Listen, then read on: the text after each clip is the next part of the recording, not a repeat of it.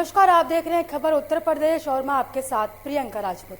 Bulletin की शुरुआत करते हैं इस वक्त की अहम खबर के साथ। बुलंदशहर में खुर्जा पुलिस का सराहनीय कार्य देखने को मिला है। आपको बता दें कि लूट करके भाग रहे लुटेरों को दबोच लिया गया। बताया जा रहा है कि व्यापार मंडल के नगर अध्यक्ष दिन दहाड़े हथियार के बल पर 1.5 लाख की लूट कर बदमाश भाग रहे थे। बाइक सवार 3 लुटेरों ने घटना को अंजाम दिया था। सूचना के बाद घेराबंदी कर पुलिस ने लुटेरों को दबोच लिया। पुलिस ने लुटेरों का आपराधिक इतिहास खंगालने में जुटी हुई है। खबर खुर्जा नगर कोतवाली क्षेत्र के अलीगढ़ चुंगी की है।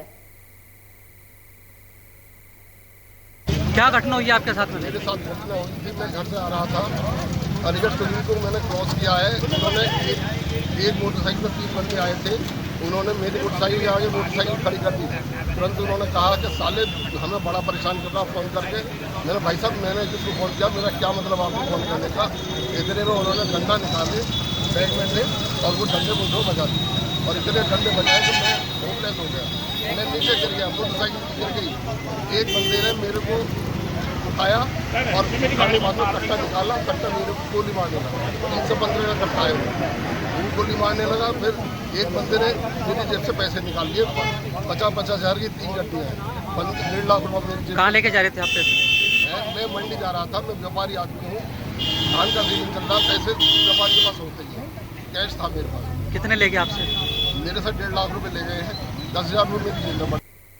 बलरामपुर से इस वक्त की बड़ी खबर सामने आ रही है। आपको बता दें कि डीसीएम और मोटरसाइकिल के बीच हादसा हो गया। इस वक्त की बड़ी और अहम जानकारी आपको बलरामपुर से दे रहे हैं, जहां डीसीएम और मोटरसाइकिल के बीच बड़ा हादसा हुआ है। सड़क हादसे में एक युवक की मौत हो गई है और एक युवक के घायल होने की खबर बताई जा रही है। आपको इस वक्त की बड़ी और अहम जानकारी आपको बलरामपुर से दे रहे हैं, जहाँ सड़क हादसे में एक युवक की मौत तो एक युवक घायल हो चुका है। केसरी रेलवे स्टेशन तिराहे के पास ये हादसा हुआ और घायल युवक को जिला अस्पताल में भर्ती करा दिया गया है। इस वक्त की बड़ी और अहम जानकारी आपको बलरामपुर से दे रहे हैं, जहां डीसीएम और मोटरसाइकिल के बीच की खबर सामने आई है।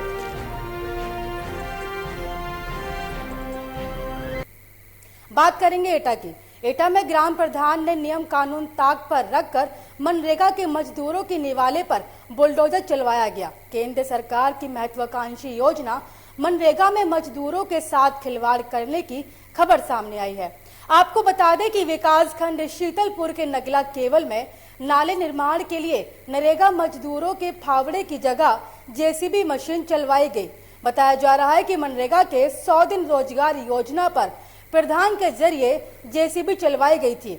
शहर मुख्यालय से लगभग 1 किलोमीटर दूरी पर नगला केवल प्रधान के प्रशासन को खुलेआम चुनौती दी गई। पूरा मामला विकास खंड शीतलपुर के ग्राम पंचायत बार्थर के नगला केवल का है। आप यहीं रहते हैं? कौन सी जगह है ये? अच्छा, जो नाले का काम कराया जा रहा है, किसके द्वारा कराया जा रहा है? तो जो नाला खोदा गया है, किससे खोदा गया है? मजदूरों के द्वारा कैसे? नहीं हो रही है। जौनपुर के सिंगरा मऊ में पेट्रोल पंप पर सीएनजी का रिसाव होने से इलाके में हड़कंप मच गया। ये रिसाव तब हुआ जब टैंकर से सीएनजी भरी जा रही थी। तेज आवाज के कारण आसपास के लोगों में भगदड़ मच गई। मौके पर दमकल की गाड़ियों को भेजा जा रहा है। घटना के कारण आसपास के लोग सहमे हुए हैं। गैस का रिसाव अभी तक जारी है।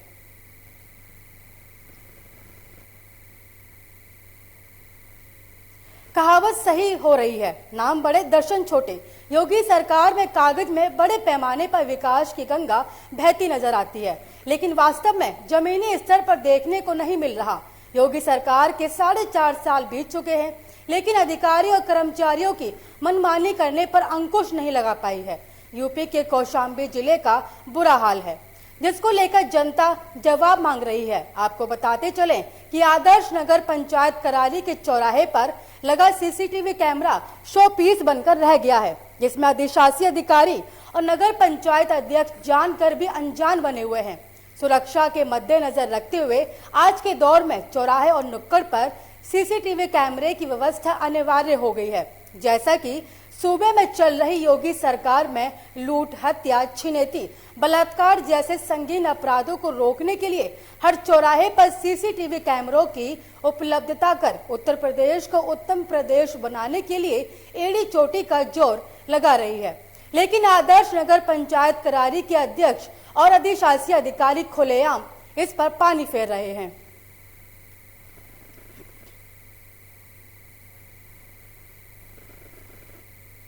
कन्नौज में बदहाल स्वास्थ्य सेवाओं को दुरुस्त कराने के लिए समाजवादी पार्टी के पूर्व ब्लॉक प्रमुख नवाब सिंह यादव की अगुवाई में सैकड़ों कार्यकर्ताओं ने सीएमओ ऑफिस के बाहर विरोध प्रदर्शन किया। नवाब सिंह यादव ने कहा कि कन्नौज में डेंगू की बीमारी से सैकड़ों लोगों की जान चली गई, लेकिन सरकार के कान में जू तक नहीं रहेगी। गरीब आदमी इस बीमारी से जूझ रहा है। अस्पतालों में मरीजों को जरूरत पड़ने वाला खून से प्लाज्मा वाले मशीन के ना होने के अभाव में सैकड़ों मरीज दम तोड़ देते हैं। प्लाज्मा मशीन की तुरंत व्यवस्था की जाए जिससे कि गरीब आदमी को राहत मिल सके। और कहा कि आंकड़ों के अनुसार कितनी मौतें हुई हैं तो सीएमओ के पास इसका जवाब नहीं था और आनाकानी करने लगे। उन्होंने स्वास्थ्य सेवाओं पर गंभीर आरोप लगाए हैं।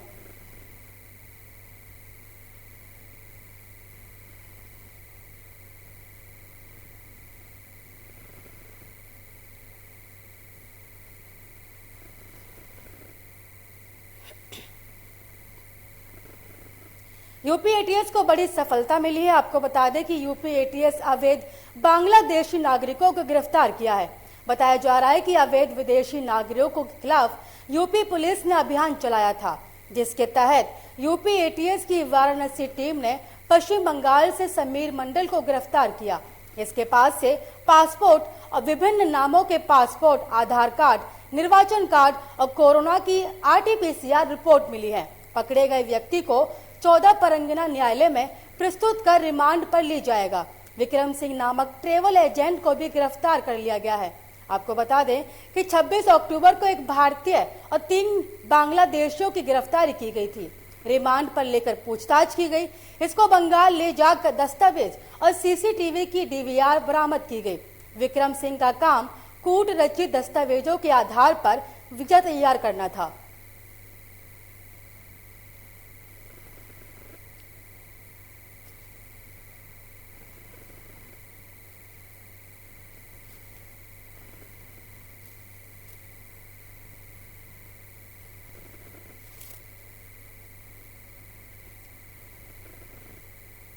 लखनऊ से इस वक्त की बड़ी खबर सामने आ रही है। आपको बता दें कि VSP राष्ट्रीय अध्यक्ष मायावती ने ट्वीट किया है। इस वक्त की बड़ी और अहम जानकारी आपको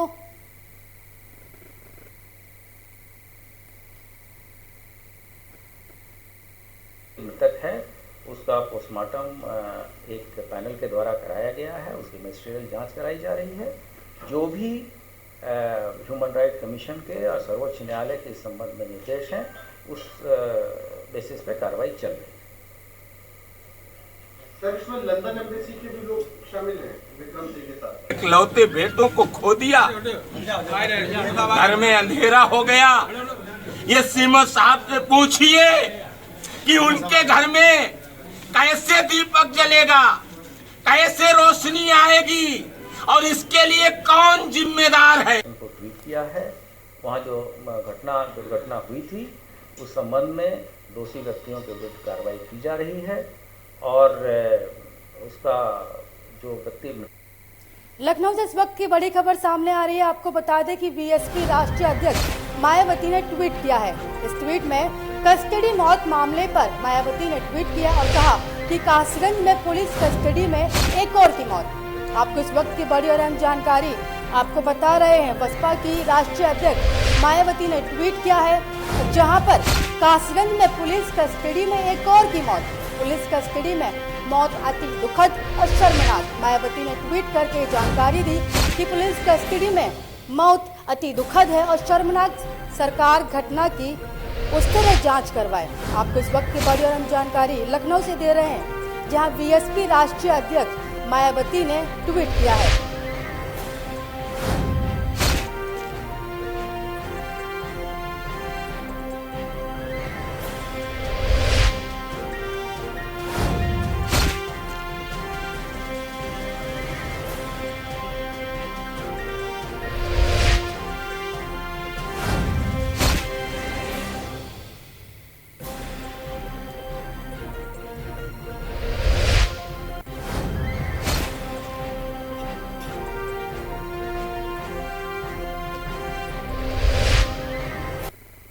पंचकोशी परिक्रमा को लेकर चप्पे चप्पे पर पुलिस तैनात रहेगी, तो वहीं अयोध्या की सुरक्षा ड्रोन कैमरे से रखी जाएगी।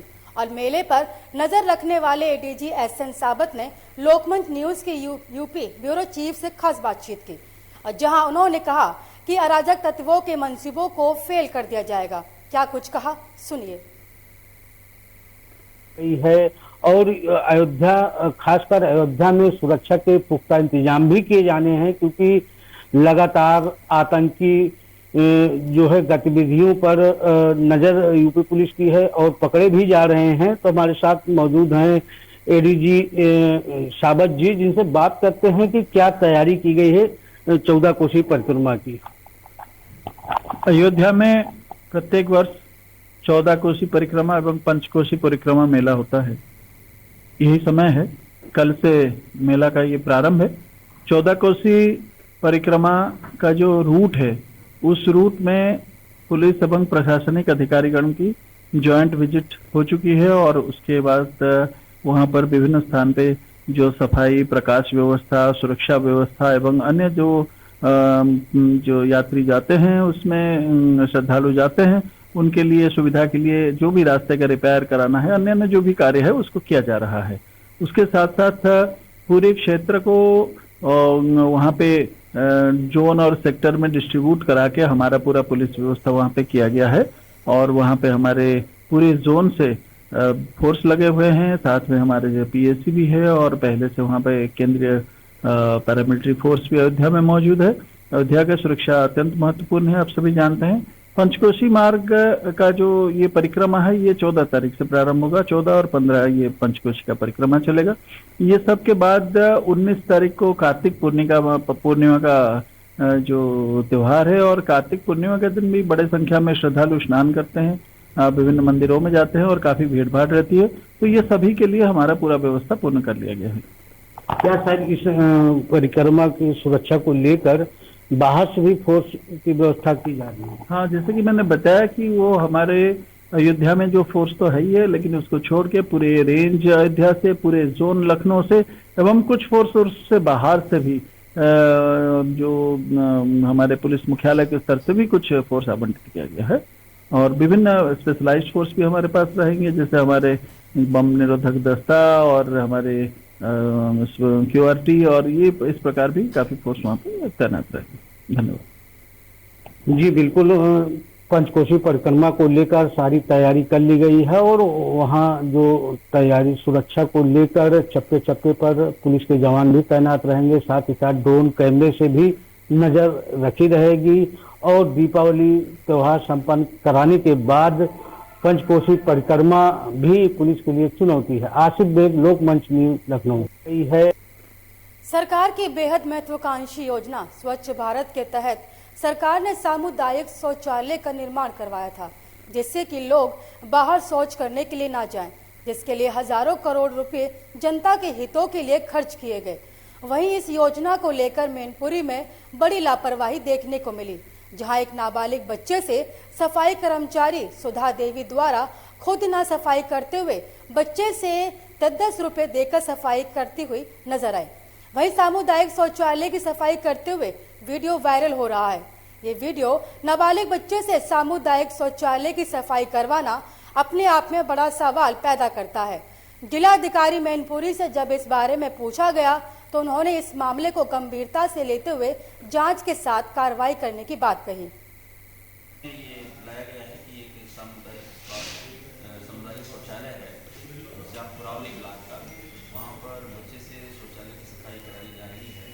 मैंने इसमें संबंधित अधिकारियों को भी निर्देश दिया है कि इस प्रकरण की पूरी जाँच कराई जाए और जो भी स्वयं सहायता समूह या जिसके केयर टेकर है, जिसकी जिम्मेदारी है उसकी सफाई का, उसके सामने मेरठ आज एक ऐतिहासिक समारोह का साक्षी बना है।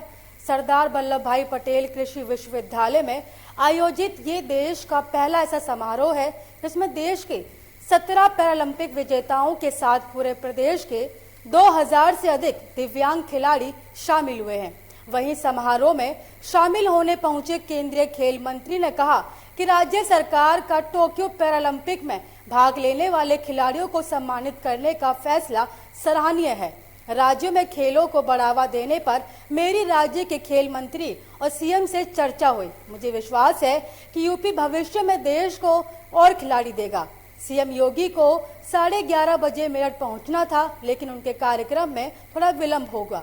सीएम योगी आदित्यनाथ गाजियाबाद से वाया सड़क मार्ग मेरठ पहुंचे। वहीं बीजेपी के जनप्रतिनिधि समारोह स्थल पर सुबह ही पहुंच गए। वहीं सीएम की सुरक्षा के मद्देनजर शहर भर में कड़ी सुरक्षा व्यवस्था के इंतजाम किए गए।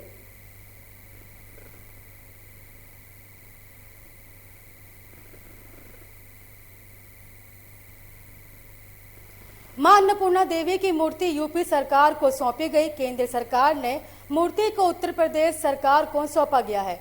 मूर्ति को वाराणसी में फिर से स्थापित किया जाएगा। केंद्रीय मंत्री किशन रेड्डी ने सुरेश राणा मूर्ति सौंपी गई। केंद्रीय मंत्री हरदीप पुरी, धर्मेंद्र प्रधान, अर्जुन मेघवाल, डॉक्टर महेंद्र पांडे, वीके सिंह और लोग मौजूद रहे।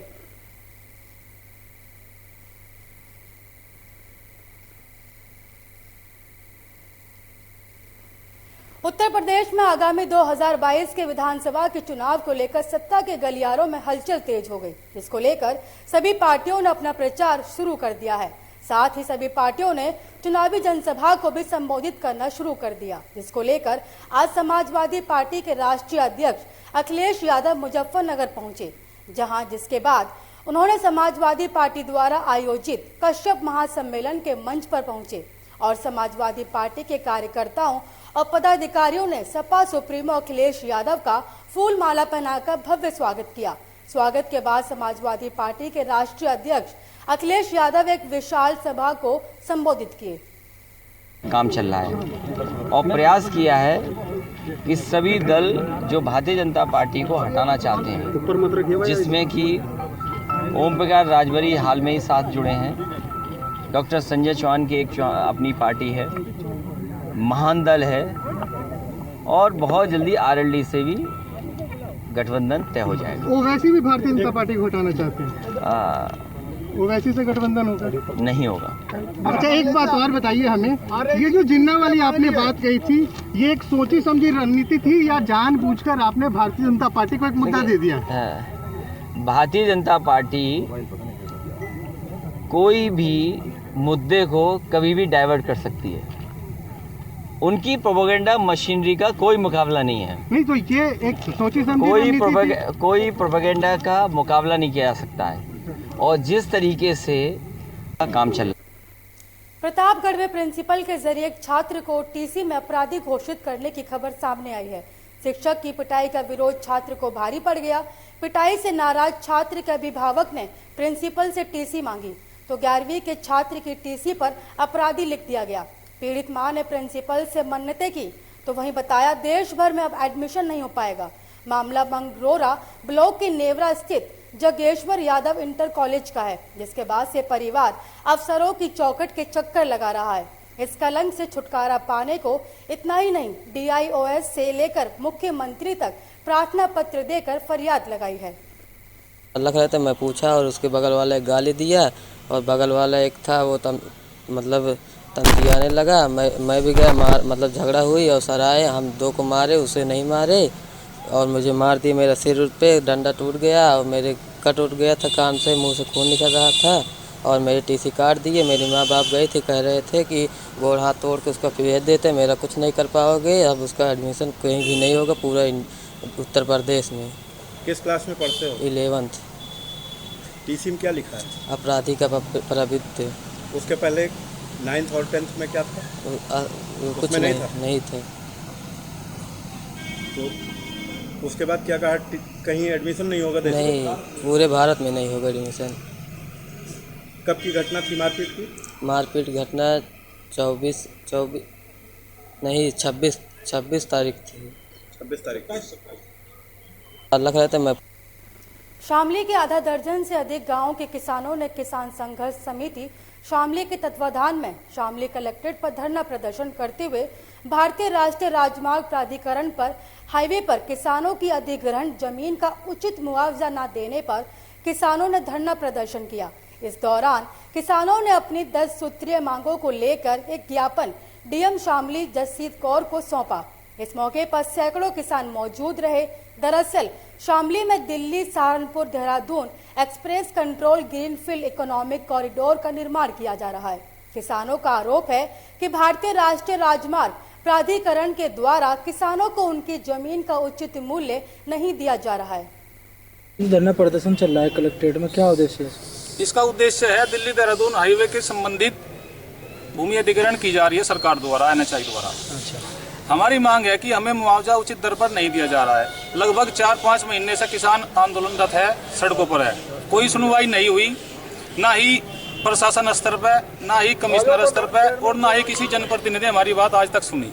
आज किसान मन बना के आया है कि आर पार की लड़ाई होगी प्रशासन के साथ। इस रेट पर कोई किसान जमीन नहीं देगा और ना ही किसी कंस्ट्रक्शन कंपनी की लेबर या कंस्ट्रक्शन कंपनी को अपने खेत में घुसने देगा। ये किसानों ने प्रण किया है। कब तक धरना चलेगा? धरना तो वैसे तो सांकेतिक है, लेकिन धरना बैठना अपने हाथ में होता है, खड़ा होना अपने हाथ में नहीं है। जिस प्रकार से प्रशासन का रवैया होगा उस प्रकार से किसान तैयार होकर आया है। मुआवजा संबंधी समस्या मैं आपको बताऊं, 2015 का सर्किल रेट यहाँ पे है शामली जिले में या सभी जिलों में मान लो, उसके रेट के हिसाब से। प्रदेश के कुछ रेलवे स्टेशनों पर बम की धमकी मिलने से प्रशासन में हड़कंप मच गया। उत्तर प्रदेश के कुछ रेलवे स्टेशनों पर अज्ञात प्रार्थना पत्र प्राप्त होने के रूप में पुलिस ने रेलवे स्टेशन पर सघन चेकिंग अभियान चलाया। पुलिस के साथ साथ GRP, RPF, LIU की SS जैक टीम के साथ कॉरिडोर अभियान चलाया गया। देखिए, प्रदेश के कुछ रेलवे स्टेशंस के संबंध में कुछ अज्ञात लेटर प्राप्त हुए थे। इस संबंध में हम लोगों ने SP सिटी, CO सिटी एवं SHOs ने GRP एवं RPF के अधिकारियों के साथ और LIU के और ASJ के टीम के साथ हम लोगों ने एक कोऑर्डिनेटेड अभियान चलाया था सुरक्षा इंश्योर करने के लिए। आज भी हम लोग ये अभियान चलाएंगे जिससे इंश्योर करेंगे कि हम लोग रेलवे स्टेशन तथा मुख्य हमारे ऐसे परिसर जहाँ पर भीड़ भाड़ अधिक रहती वहाँ सुरक्षा प्रॉपर हो और ताकि रूटीन। इस बुलेटिन में मुझे दीजिए इजाजत और देश की तमाम खबरों को देखने के लिए देखते रहिए आपका अपना चैनल लोकमंच न्यूज।